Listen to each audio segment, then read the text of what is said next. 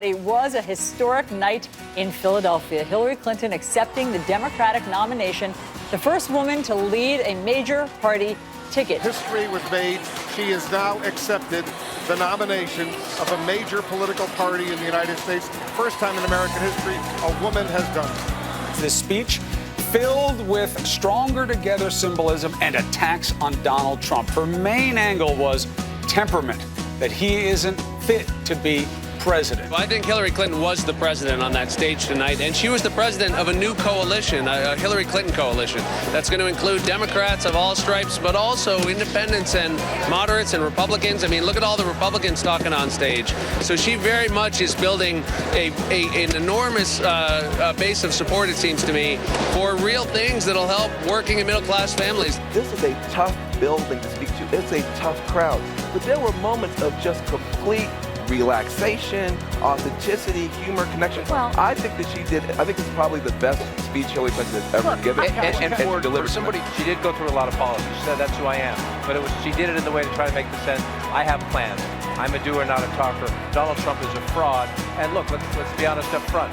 It's an impressive speech tonight. She made a case and she closed what Democrats believe is a highly successful convention. Hillary Clinton needed to deliver a very strong speech, and she certainly did tonight. For nearly an hour, she offered very specific proposals.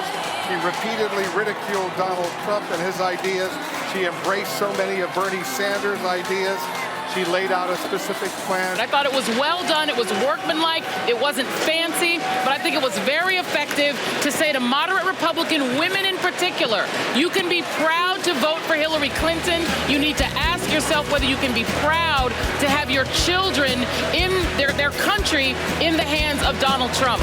Well done. She managed to do a very difficult thing, being soft yet strong at the same time. I think that she achieved it. I think this was an incredibly well-produced convention and quite a success. And I think she gave exactly the speech she needed to give. She gave a speech in which she showed that she was strong, that she was confident, that she was experienced, that she was ready to lead. There were so many emotional highs during this convention. I don't remember seeing quite as many on one night, especially as I saw last night, where people were weeping, openly weeping and wiping tears from their eyes. I think it was particularly powerful and moving because she was true to herself. And I think that's what really defines a great speech, the authenticity of it. You saw a woman who was, I think, awed by the historic moment of this convention, proud, a woman who loves public policy and believes deeply in public service. And I think what was most important to me is it was a speech and a convention of optimism, of faith in America, and a very dramatic difference from the Trump convention and what that represented. We have never before in history heard any woman say, with humility, determination, and boundless confidence in America's promise, I accept your nomination for President of the United States. And this is a glass ceiling that she said she would break. That she said she put 18 million cracks in it in 2008.